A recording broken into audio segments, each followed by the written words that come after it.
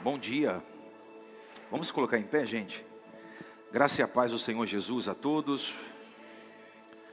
Deus abençoe vocês. Pega a sua Bíblia e abra comigo em Lucas capítulo 15. Está bem grave aqui. Lucas capítulo 15. Nós estamos em uma série de mensagens que tem por tema encontro. Alguém está acompanhando? Primeiro dia nós falamos sobre Zaqueu.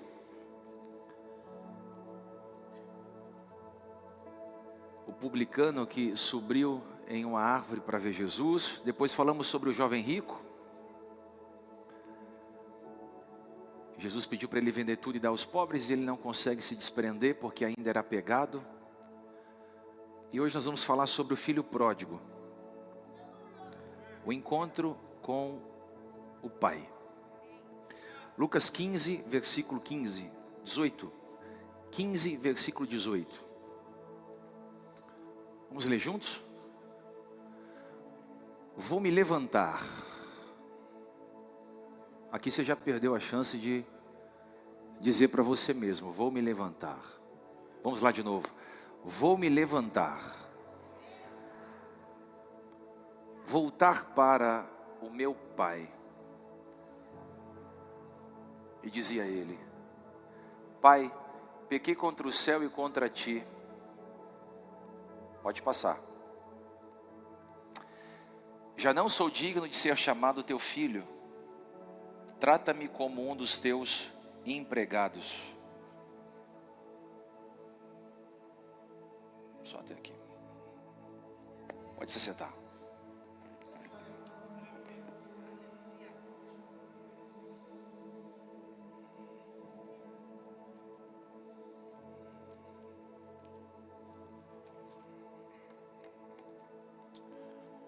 Existe um adágio popular que diz: o melhor tombo que a vida pode nos dar é cair em si. Muitos aqui já caíram. Eu me lembro de uma queda que eu tive quando eu tinha 7, 8 anos. Eu caí de uma escada. Eu caí em um degrau de concreto e eu bati a parte da testa, próximo ao olho. Criança, caí, bati o rosto, tomei 5 pontos. Nunca vou esquecer daquele dia. Foi a primeira vez que eu tomei alguns pontos no médico. Foi uma queda. Alguém já caiu aqui? Maurício, põe mais um pouquinho de estéreo aqui, está um pouco grave. Vamos lá de novo? Quem aqui já caiu aqui? Bicicleta, na rua? Hã? Todos nós aqui já caíram, ou já tropeçaram, ou já perderam o equilíbrio. Vez ou outra eu tenho uma crise de labirintite e se eu não me medicar, eu fico sem equilíbrio.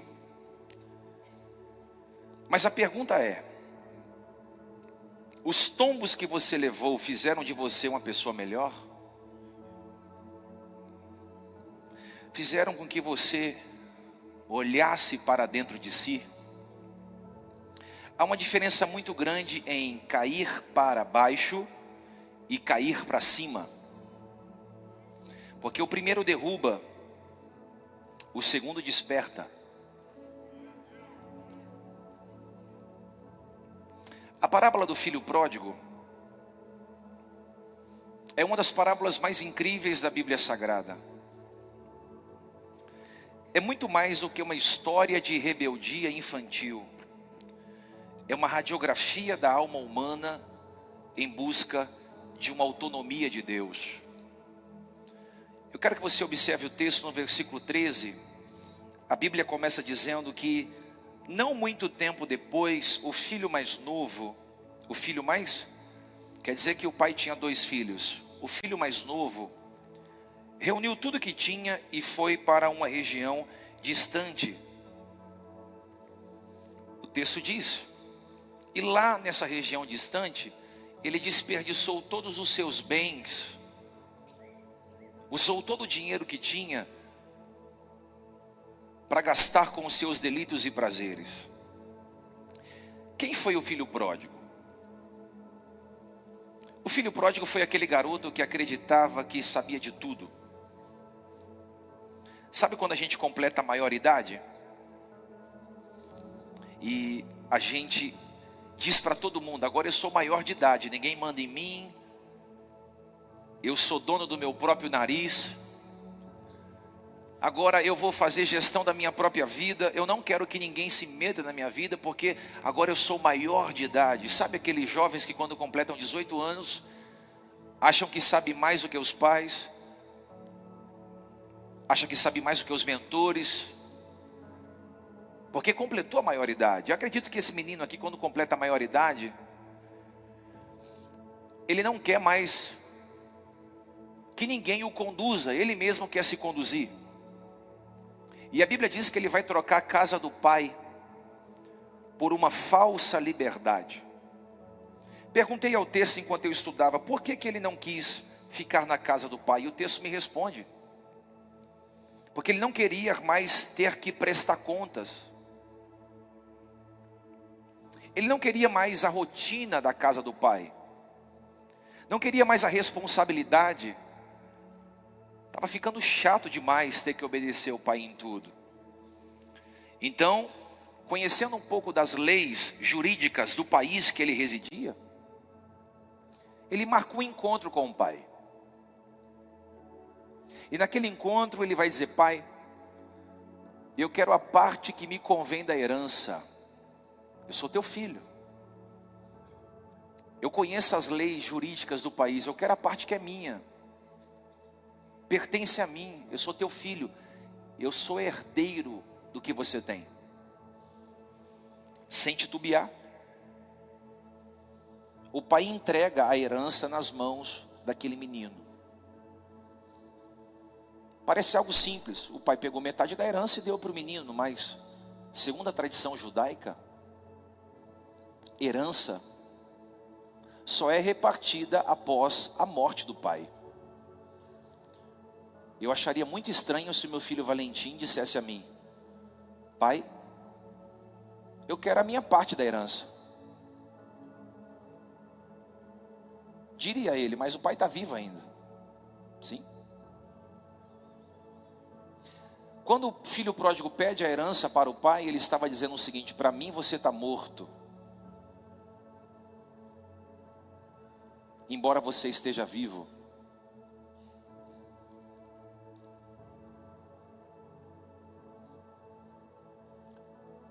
O pai pega tudo que tinha, divide e dá ao filho. Foi um pedido tão forte, foi uma dor tão forte que aquele pai sente, que você não vê em nenhum momento o pai esboçando reação alguma. Porque existem dores que você vai sofrer calado. Tomado de egoísmo, ele só pensa em si. Vai ao seu quarto, arruma sua mala, pega os seus poucos pertences, e com uma sacola de dinheiro, o texto diz que ele vai residir em uma terra nova, bem distante dali. Tomado de egoísmo, ele só pensou em si.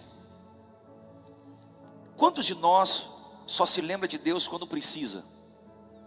Dá-me a parte que me convém, ele disse. Dá-me. Quantos de nós só lembra de Deus quando precisa, quando queremos as bênçãos de Deus? Mas desprezamos o Deus das bênçãos. A nossa geração não quer mais a responsabilidade da casa do pai.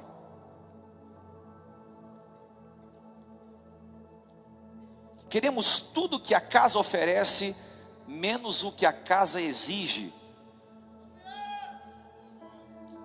Queremos as promessas, rejeitamos a disciplina.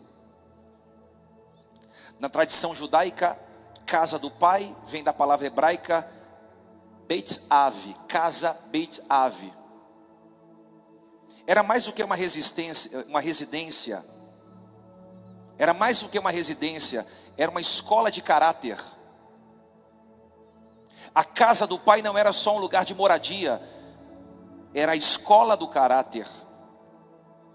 Ali o filho aprendia sobre obediência, sobre tradição, sobre respeito e sobre legado.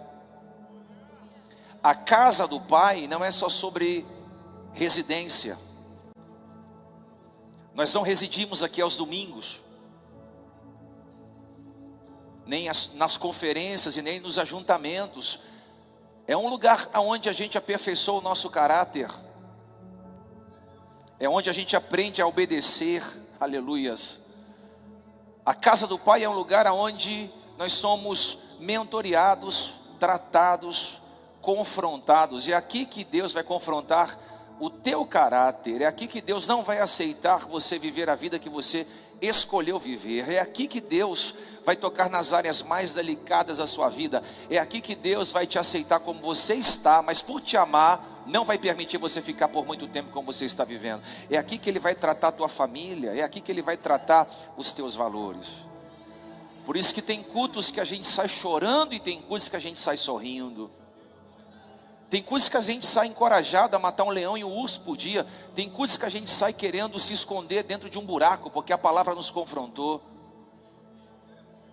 O pai nem sempre vai falar o que a gente quer ouvir, porque o compromisso que o pai tem com uma casa é formar o nosso caráter.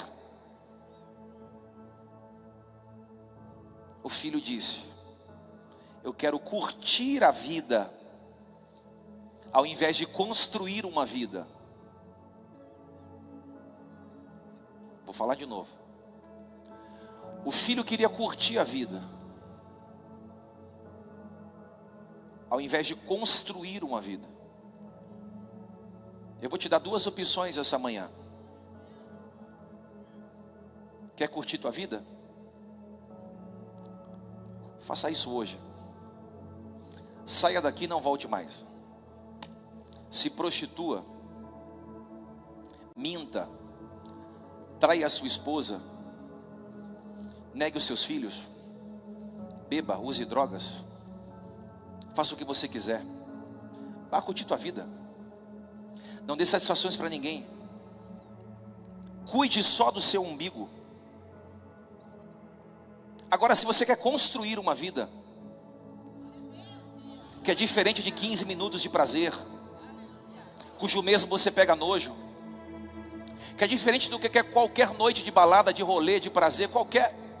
Se você quer construir uma vida, isso vai requerer o quê? Um tratamento espiritual que vem da parte do Pai para a tua vida. E eu quero dizer para você que você tem que construir uma vida, porque os dias são maus. Se você não construir o seu ministério, a sua família em cima de uma rocha, e essa rocha é Cristo, vai soprar o vento, sua casa vai ser destruída. Vai soprar a maré, sua casa vai ser destruída. Os rios vão dar contra essa casa vai ser destruída. Agora, se você tem paciência de construir o seu ministério sobre uma rocha, de construir a sua casa sobre uma rocha, como Paulo diz, nós construímos sobre um fundamento, e esse fundamento é Cristo. Paulo deixa bem claro, não construímos usando feno, não construímos usando madeira, não construímos usando palha, porque isso o fogo destrói. Gastamos a construção da nossa vida usando ouro, usando pedras preciosas, usando prata, porque isso o ouro não consegue destruir. Feno, madeira e palha, o fogo destrói. São obras humanas. Agora o ouro, o prata, o bronze, a pedra preciosa, isso o fogo não pode destruir, porque isso requer tempo, sacrifício e diligência. Eu vou liberar uma palavra sobre vocês. Pode parecer que não, mas não é tempo de curtir a vida, é tempo de construir. E isso dá muito trabalho. Escolha o que você quer.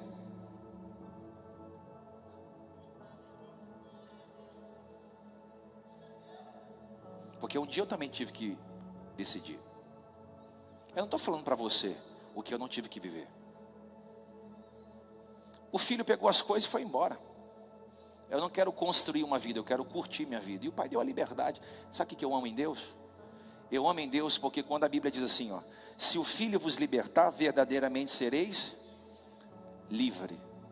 Conhecereis a verdade e ela vos libertar. Quando você conhece Cristo, Ele te liberta até dele. Você não é obrigado a servir a Deus. Ninguém é obrigado a servir a Deus.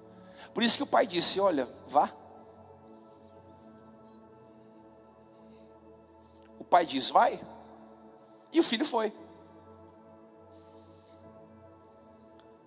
Reuniu tudo que tinha, partiu para uma terra distante e lá esbanjou os seus bens.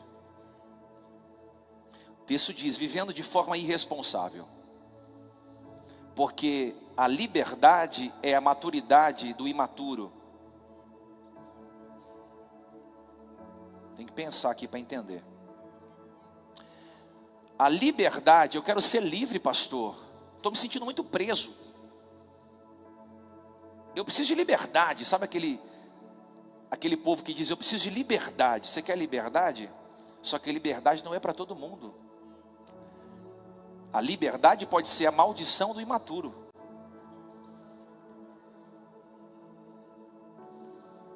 O texto diz que ele foi feito de forma irresponsável. E o texto acrescenta, depois de ter gastado tudo.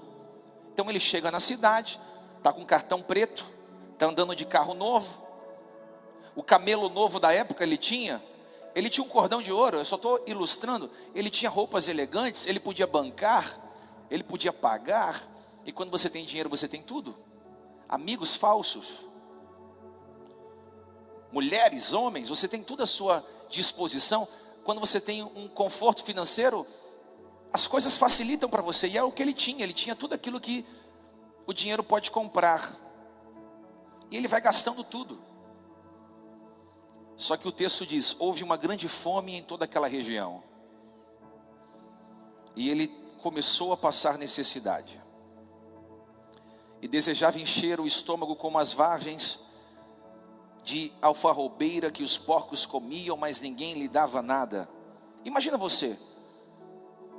Porque quando a gente tem alguma coisa financeira nas nossas mãos, a gente acha que nunca vai passar necessidade. Eu estou bem. Está dando tudo certo. O dinheiro está entrando. Mas a liberdade é a maldição do imaturo. Ele perdeu o dinheiro. Perdendo o dinheiro, perdeu os falsos amigos. Perdendo os falsos amigos, perdeu as mulheres. Perdendo as mulheres, ele perdeu o seu cartão, o seu carro, as suas joias, a sua roupa. Perdendo tudo isso, ele não conseguiu mais financiar a sua própria vida, nem os seus próprios prazeres, nem os seus próprios luxos.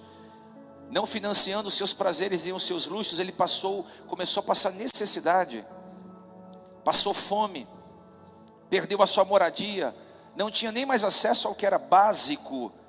Detalhe, ninguém que um dia ele ajudou teve humildade e paciência para ajudá-lo. Ele ficou literalmente sozinho, porque quando nós nos afastamos de Deus, o que nos resta é o chiqueiro, a pobreza e a vergonha. Disseram a ele, olha, o único lugar que você pode encontrar um trabalho é cuidando de porcos. Lá na fazenda de alguém indicou ele a procurar um serviço em uma fazenda aleatória. Eu estive em Israel, os judeus não comem carne de porco, quanto mais cuidar de porcos. Era humilhante um judeu ter que cuidar de porcos. Alguém cuidar de porcos naquela cultura era humilhante, não fazia parte da cultura. Mas era a única coisa que sobrou para ele. E aí, ali no chiqueiro, o filho pródigo tem um encontro consigo mesmo. Olha aqui, nós já tivemos um encontro com Deus nesses últimos 2 cultos, sim ou não? Agora a gente tem que ter um encontro com a gente. A gente tem que encontrar com a gente. E quando a gente se encontra com a gente, na análise do filho pródigo, aquele menino, quando ele foi para o chiqueiro, sentindo fome, as unhas cresceram, o cabelo cresceu, ele não tinha mais roupa para usar, e ele começou a sentir necessidade. Ele começou a olhar para a comida dos porcos, para a lavagem, e ele desejou se alimentar com as mesmas lavagens que os porcos se alimentavam. Ali, no chiqueiro, no meio da lama, ele aprendeu 3 coisas. Primeiro, eu não fui um bom gestor da minha vida, porque a lama discipula mais do que os tronos. Segundo, meus amigos eram líquidos, ficaram até eu ter, ou o teu dinheiro ter acabado. Terceiro, a casa do meu pai era muito mais importante do que eu achava que era. Ali ele olha para si e diz: eu não fui um bom gestor, perdi minha família,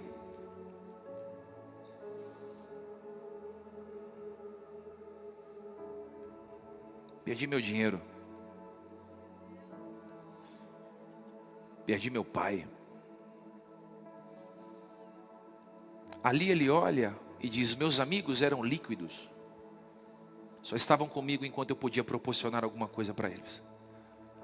E terceiro, eu achei que quando eu fui embora da casa do meu pai eu levei tudo,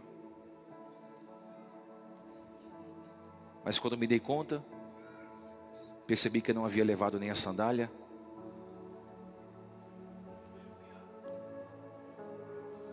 nem um anel, e nem as vestes. Percebi que tudo sem um pai é nada. Escute, o que aquele encontro com a lama ensinou ao filho pródigo. Posso falar? Que na dor aprendemos a valorizar o que antes não dávamos valor. E desejava encher o estômago com alfarrobas, com lavagem.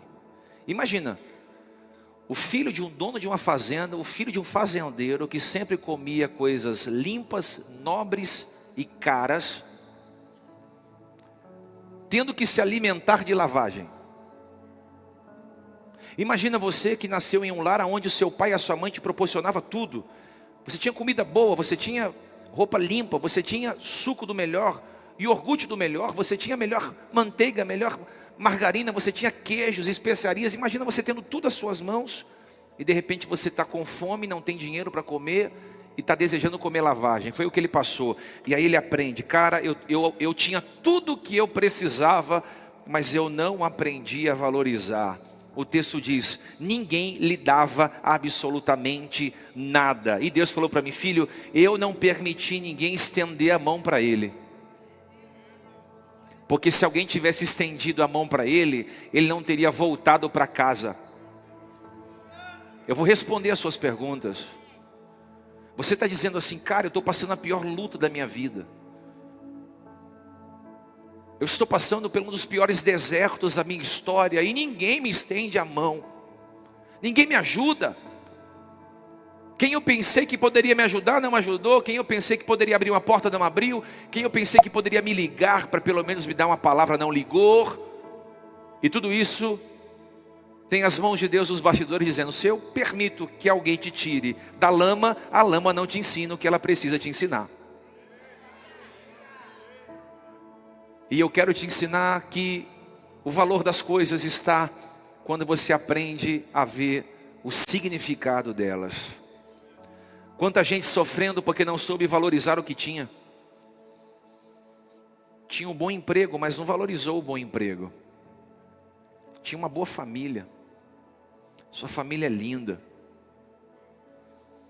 Seus filhos são lindos. A sua esposa é linda. Tornou-se manchete recentemente agora mais um escândalo de uma personal trainer, uma fisiculturista, uma mulher linda, cujo marido estava traindo com a funcionária. Dentro dos padrões de beleza, a esposa era mais elegante do que cujo qual o homem estava traindo. E a moça pegou. Escândalo na cidade. Ele tinha uma mulher linda, mas não valorizou, perdeu. Você tem uma boa igreja? Congrega em uma igreja que se tornou referência em São Paulo? Por que não dizer no Brasil? E muitos não valorizam.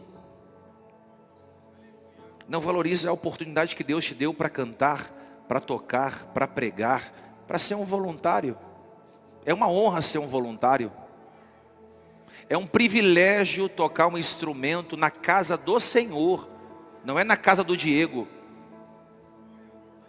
É um privilégio você ter oportunidade para falar para mais de 5, 6, 7 mil pessoas por semana, porque passam essas pessoas por aqui. É uma honra para nós servirmos pessoas, mas tem pessoas que jogam no lixo.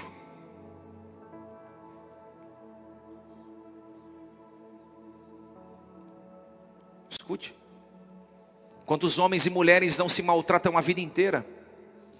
E quando a mulher pede divórcio, ou o homem agride a mulher, ou o homem mata a mulher. Muitos casais me ligam chorando, quando não a mim, ligam ao Fábio e a Elaine, que são líderes de casais, buscando um conselho da parte da gente, mas ao longo da semana eles vivem como cão e gato,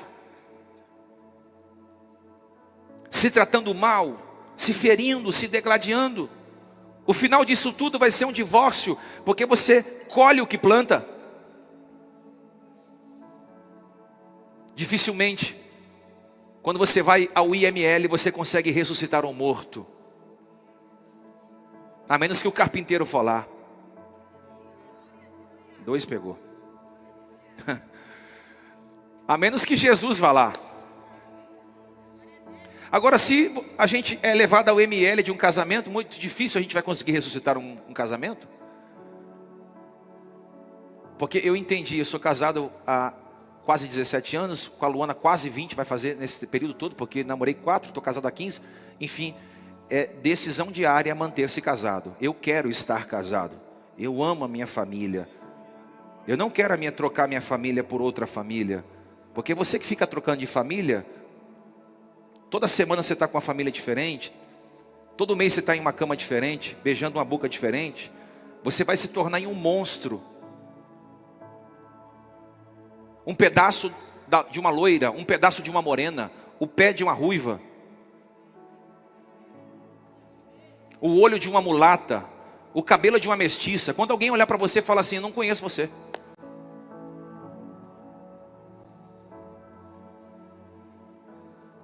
Eu vou parar aqui, eu acho.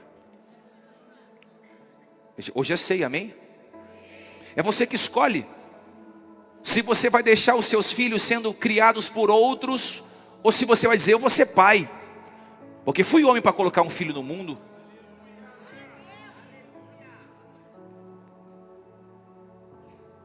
Eu tenho 2 filhos. Ninguém vai cuidar dos meus filhos, vai ser eu, porque eu fui homem para fazer. Tem alguém que está comigo ou não? A minha filha é pentecostal. Se não tiver um pai dando rédeas, irmão, complica. O meu filho tem um gênero forte, uma personalidade diferente. Se não tiver um pai dando regras, a coisa descamba. Eu tenho uma esposa maravilhosa, que precisa colocar ordem na minha vida, porque eu também sou acelerado, explosivo, sanguíneo. A gente precisa de família. A gente precisa estar na casa do Pai recebendo ordens, recebendo confronto, recebendo direcionamento. Se você quer um futuro diferente, pastor, eu quero um futuro diferente. Eu quero a minha família, eu quero rompimento, eu quero ser próspero. Pastor, eu quero uma vida que eu nunca vivi. Então faça o seguinte, mude as sementes. Decida, eu não vou sair da onde Deus me plantou. Eu vou cuidar da minha família, vou cuidar do meu ministério, vou cuidar dos meus filhos, vou cuidar da minha empresa. Só que o meu futuro vai ser glorioso. Diz para o irmão, a vida é um bumerangue. Tudo que você lança, volta. Não se esqueça, hein? Tudo que fizeram com você, descansa. Volta. Volta. Volta. Quantos funcionários não perderam o emprego porque foram mandados embora, porque não levou a sério o trabalho? Quantos filhos só viram a importância dos pais quando eles já não estavam mais ali? Aí você diz, eu era feliz, eu não sabia. Tudo aquilo que você não honra, você perde. Vou falar de novo. Tudo aquilo que você não honra, você perde. Tudo aquilo que você não valoriza, Deus tira das suas mãos. Seja filho, esposa, marido, ministério, empresa, riqueza. Tudo que você não honra, você perde. Quem despreza a família, vai aprender com dores. Louvo a Deus pela esposa que eu tenho, os filhos que eu tenho, a igreja que Deus confiou nas minhas mãos. Eu louvo a Deus porque a minha família é mais importante do que os amigos que eu tinha de chope. Eu louvo a Deus porque a minha família é mais importante do que qualquer amigo de balada. É melhor uma noite na minha casa do que uma noite em qualquer outro lugar.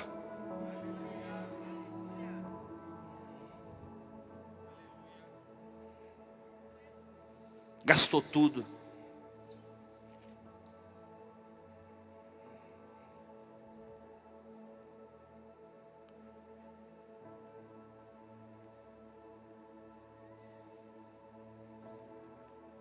Chegou no fundo do poço. Só que no fundo do poço, no fundo do poço, no fundo do... Eu amo isso aqui. O texto diz, caindo em si,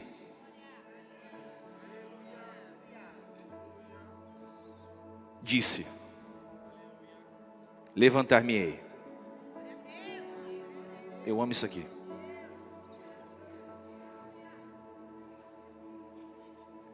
Caindo em si, disse, levantar-me-ei. Como quem diz, fui homem para chegar na lama, sou homem para sair daqui.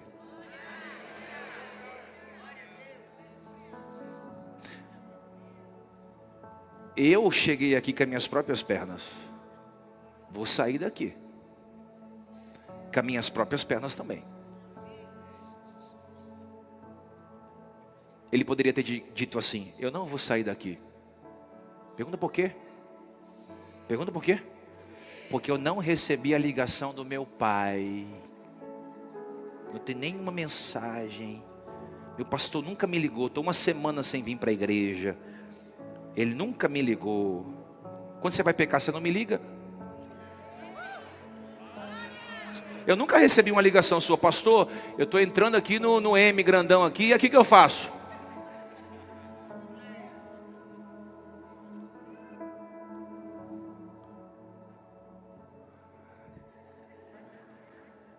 Ele poderia ter dito, meu pastor não me ligou, meus irmãos não mandaram mensagem, meu irmão mais velho só quer saber dele, eu vou ficar aqui mesmo, e daqui eu vou para outra cidade. Não, ele caiu em si.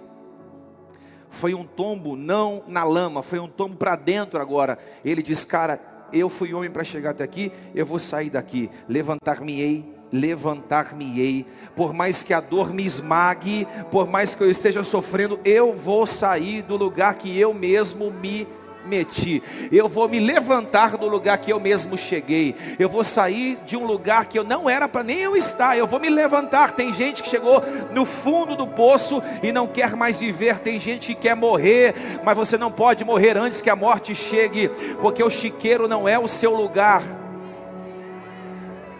O chiqueiro não é o seu lugar. Você não termina a sua vida no chiqueiro. É uma passagem de aprendizado. É um discipulado na prática. Muitos homens têm que passar pelo chiqueiro. Muitas mulheres também, muitos jovens também. Eu já passei por lá várias vezes. Já senti vontade de comer alfarrobas para aprender.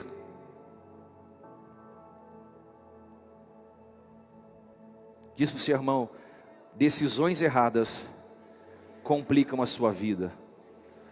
Talvez o seu hoje está ruim porque o seu ontem você decidiu errado.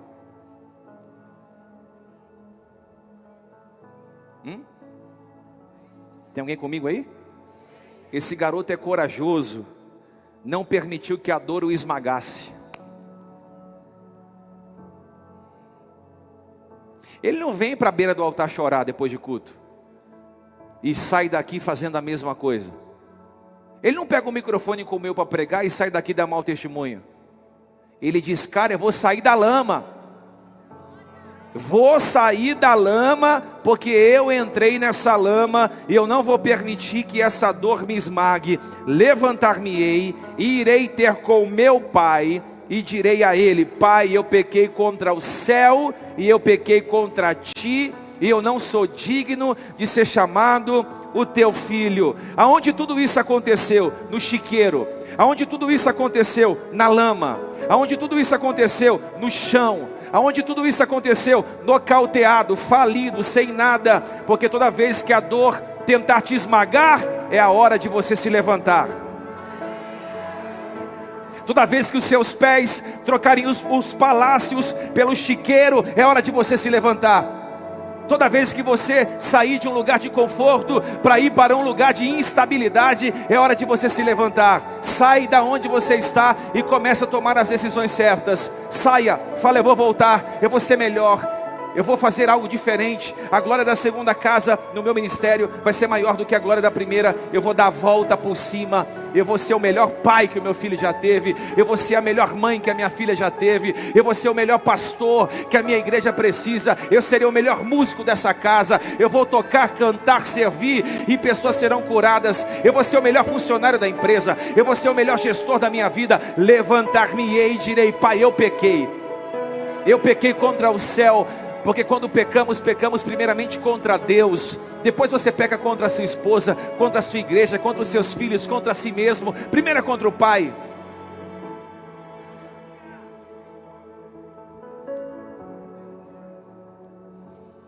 Quem sabe você não está sofrendo porque você está no fundo do poço, esperando que alguém te tire de lá. Mas ninguém vai te tirar de lá. É você que tem que sair. Aleluia, aleluia, aleluia. Diz para o irmão: quem vai te tirar não é o pastor, não é o pai, não é a mãe, não são seus amigos. Aponta com um olhar de profético: é você. Você sabe o caminho de volta. Você sabe o caminho de volta. É você que tem que se levantar. Quando ele caiu em si, ele diz: vou me levantar. Se você está afundado na vida financeira, você tem que se levantar. Se você se afundou na vida espiritual, você tem que se levantar. Se você está afundado no cheque vermelho, no cheque especial, você tem que se levantar. Se você perdeu a sua família, reconstrua ela de novo. Eu amo o filho pródigo, porque ele fez besteira, mas se responsabilizou com a besteira que fez. Precisamos nos responsabilizar com as besteiras que estamos fazendo. Não podemos ser bebês de 80 quilos a vida inteira. Não podemos frequentar a igreja e nada mudar na nossa vida na semana. Não podemos postar versículos bíblicos no domingo e na segunda-feira o nosso Instagram, o nosso Facebook não compactuar com aquilo que a gente está vivendo. Não podemos vender uma imagem de uma família perfeita e não ter uma família abençoada. Não podemos mostrar aos nossos filhos se eles não são abençoados. Não podemos vender uma imagem de que somos alguém de sucesso, mas na verdade quando voltamos para casa somos como Naamã, leprosos, maltrapilhos. Provérbios 28, versículo 13: quem esconde os seus pecados jamais alcança sucesso, mas quem reconhece, confessa e abandona, recebe a compaixão de Deus. Repito, quem camufla as suas falhas jamais alcançará sucesso. Quem reconhece, confessa e abandona. Reconhecimento, confissão e abandono, recebe a compaixão de Deus. Ele assumiu a culpa, aleluia, e se vitimizou. Não se vitimizou, ele voltou. O caminho de volta para o sucesso é a casa do Pai. Não sei se eu posso falar isso aqui. O caminho de volta para muitos é vergonhoso, porque você fica pensando: o que vão dizer de mim?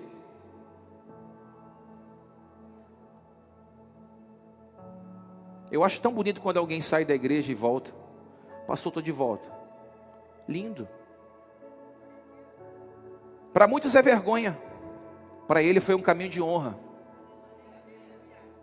Por quê? Eu não sei se eu posso falar isso aqui não. Porque ele deixou o orgulho com os porcos.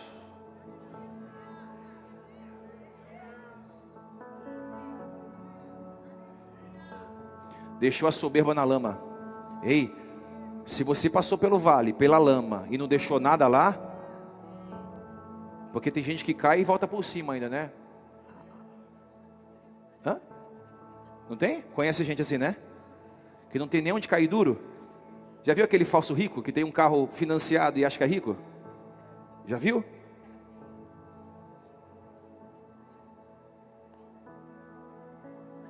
Filho pródigo, imagina que ele voltou assim, ó, chutando pedras. Sou um fracassado, sou um miserável, mas eu vou voltar para a casa do meu pai. E eu não vou voltar achando que eu sou o dono da fazenda não, porque eu perdi o direito. Eu não vou chegar dando multa nos funcionários não. Eu vou pedir para o meu pai me colocar como um funcionário da fazenda. Vou começar do zero de novo. Eu vou começar lá no fundo. Eu vou começar lá do comecinho. Eu vou falar para o meu pai que eu quero trabalhar para ele só como um funcionário, em troca de pão e comida e uma casa. Aí quando ele está voltando, que esse discurso, vou falar para o meu pai que eu pequei. Eu não vou chegar por cima não, vou chegar por baixo. Eu saí daqui orgulhoso, estou voltando humilhado. Mas aprendi que a soberba vai me colocar na lama. Quando ele está vindo em direção à fazenda, era um caminho distante, porque o texto diz que a terra era longínqua. Quando ele está se aproximando da fazenda, ele já estava irreconhecível. Perdeu quilo, perdeu roupa, perdeu sandália, perdeu sapato, perdeu beleza, queimado pelo sol, unha grande, maltrapilho, parecia um mendigo. Só que dentro da fazenda, os próprios funcionários diziam para o pai: pai, aquele teu filho, ele nunca mais vai voltar, faz muitos anos que ele saiu de casa. E se volta você não o reconhece mais. Não sabemos se ele está vivo, não sabemos se ele está morto, não sabemos qual é o paradeiro desse menino. Aí o pai sempre dizia: um dia ele vai voltar. Se você lê o texto, você percebe que quando o filho sai, o pai pega uma novilha e manda a novilha ser engordada. Eita. Por que o pai mandou uma novilha ser engordada? Porque demorava 7 anos para se engordar uma novilha. Quando o filho aparece na porta da fazenda, e ele vai entrando na fazenda, alguém diz: é um morador de rua. Outro grita: é um mendigo. Tinha uma aldeia de beduínos ao lado da fazenda do pai, que perceberam essa movimentação. Na defesa talvez tentaram apedrejar o menino, só que o pai olha, porque o pai conhece o filho. Alguém diz: vamos apedrejá-lo, pode ser um invasor. Alguém diz: vamos pará-lo, pode ser um assalto, pode ser um morador de rua, pode ser um mendigo. O pai olha de novo, o pai olha mais uma vez e diz: é meu filho. É meu filho. Não, faz muitos anos que ele saiu daqui. Seu filho é lorde, seu filho é um príncipe, seu filho andava a cavalos, seu filho tinha sandálias lindas, seu filho tinha um cabelo sedoso. O pai olha e fala: é meu filho. Alguém diz: não, seu filho jamais ficaria nessa condição. Olha como ele está magro, parece que está sem comer há dias. O pai diz: é meu filho. E o texto diz: correndo ao encontro do filho, o pai o abraça e o beija. O filho vai dizer: pai, eu pequei contra o céu. Vinde, vamos se alegrar. O meu filho estava perdido, foi achado. Estava morto e reviveu. Vamos comemorar. Cadê a novilha que eu mandei ser engordada? Eu disse que ele voltaria, eu disse que ele retornaria, eu disse que ele experimentaria coisas horríveis lá fora, porque saberia que experimentaria coisas grandes aqui dentro. Vinde, hoje o meu filho retorna para a casa do pai.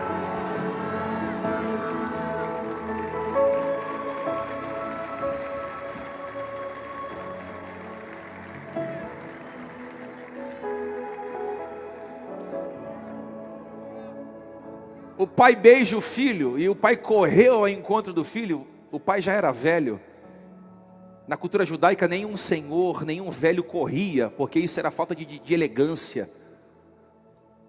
Só que se o pai não corre, o filho poderia ser apedrejado na entrada da fazenda. Pergunta por quê?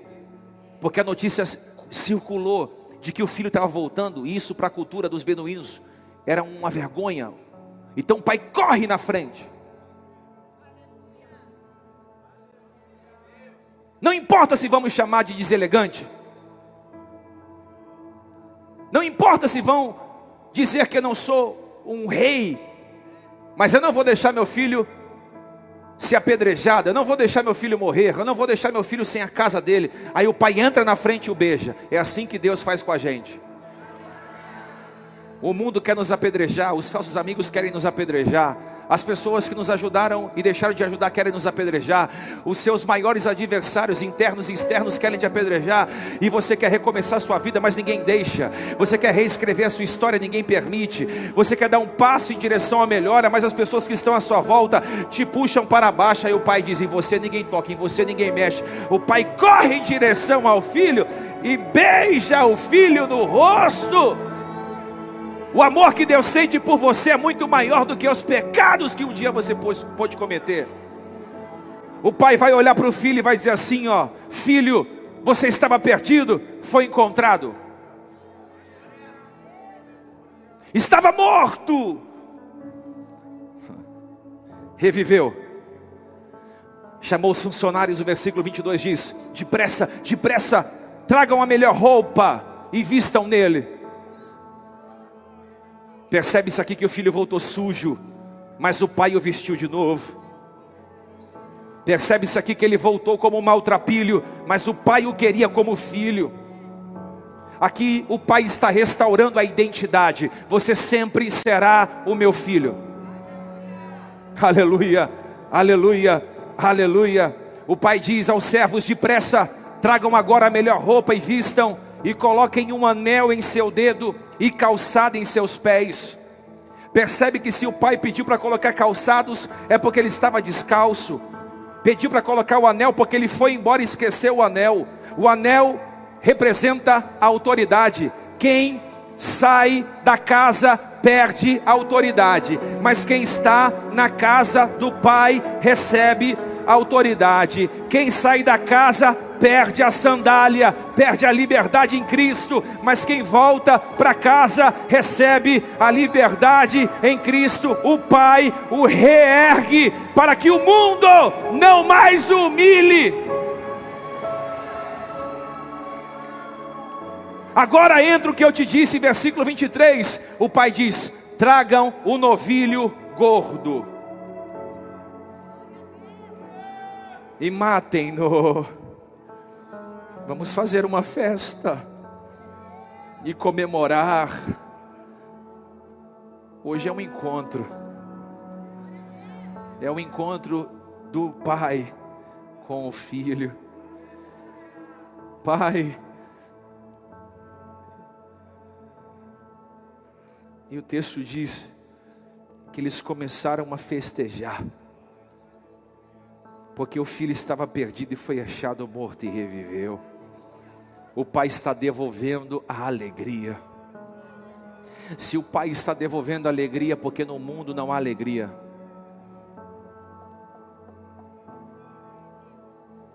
Se o pai está devolvendo a alegria, porque o filho não encontrou alegria no mundo, nem nos bares,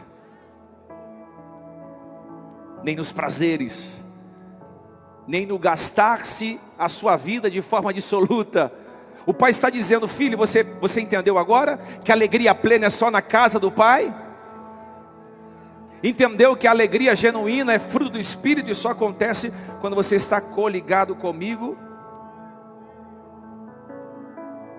Deus está devolvendo a alegria. Deus está te devolvendo a autoridade. E Deus está te devolvendo a dignidade novamente. Essa manhã é manhã de encontro. Quem sabe você não seja esse filho pródigo, que em busca de uma tal liberdade chegou no fundo do poço. Quem sabe você não seja esse filho pródigo que em busca de sonhos, projetos e você literalmente perdeu tudo que você tinha. Ou quem sabe você também não está aqui hoje e você está se sentindo distante da casa do seu pai. Eu tenho 2 convites hoje para fazer para você. Primeiro, você que quer voltar. Não é voltar para a religião. Não é só voltar para a igreja. É voltar para o Pai. É voltar para o braço, para o colo, para o afago. E para você que não conhece a casa do Pai, mas você quer aceitar Jesus como seu único e suficiente Salvador, porque aqui o Pai é Deus, nós somos os pródigos, que em busca de prazer troca o Pai por qualquer coisa.